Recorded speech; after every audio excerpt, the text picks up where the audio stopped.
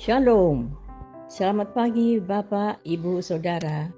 Terima kasih telah bergabung bersama kami dalam Renungan Harian Jemaat GKJ Bandung. Bersama kita akan mendengarkan firman Tuhan dan merenungkannya. Saudara-saudara warga GKJ Bandung, selamat pagi. Pagi ini 27 Juli 2023, kembali kita bersama-sama mengikuti renungan harian Jemaat GKJ Bandung. Sebelum kita membaca firman Tuhan dan merenungkannya, mari kita satu dalam doa. Bapa di dalam surga, terima kasih Tuhan atas penyertaan-Mu di pagi hari ini. Kami mengucap syukur untuk setiap pemeliharaan-Mu dalam hidup kami. Dan saat ini Tuhan, kami ada bersama di sekitar firman Tuhan. Kami ingin belajar dan ingin dibentuk oleh firman-Mu, sehingga biarlah hidup kami boleh seturut dengan rancangan-Mu Tuhan. Roh Kudus tuntun kami dan sertailah kami. Dalam nama Tuhan Yesus Kristus kami berdoa. Amin. Saudara-saudara, renungan firman Tuhan pada pagi hari ini didasarkan pada kitab Yesaya, pasal yang ke-64 ayatnya yang ke-8 demikian. Tetapi sekarang ya Tuhan, Engkaulah Bapa kami. Kamilah tanah liat dan Engkaulah yang membentuk kami. Dan kami sekalian adalah buatan tangan-Mu. Saudara-saudara yang terkasih, judul renungan kita pada pagi ini adalah Tanah Liat di Tangan Sang Penjunan. Saudara, hidup orang percaya kerap digambarkan seperti tanah liat di tangan Sang Penjunan.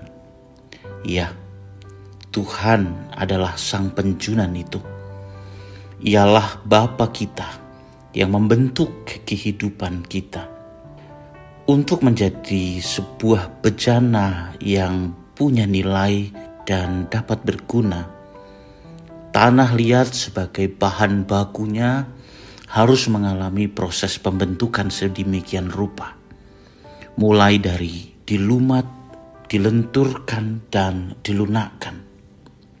Setelah itu, barulah tangan Tuhan bekerja mengambil gumpalan tanah liat yang telah siap itu dan dibentuk sesuai kehendaknya.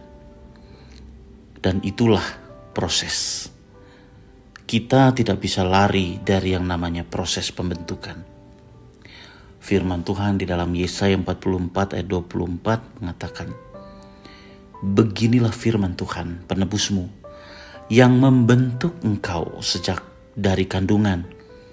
Akulah Tuhan yang menjadikan segala sesuatu, yang seorang diri membentangkan langit, yang menghamparkan bumi.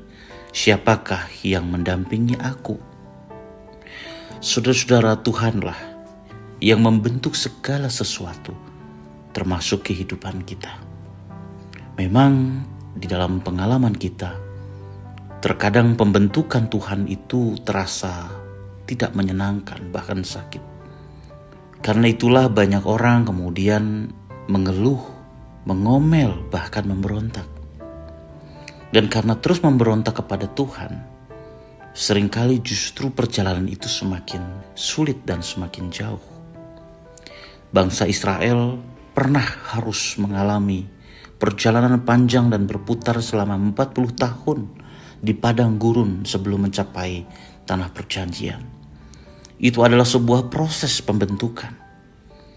Allah tidak menuntun mereka melalui jalan yang dekat, tetapi bangsa itu dibuat untuk mengerti siapa Allah mereka melalui perjalanan yang panjang.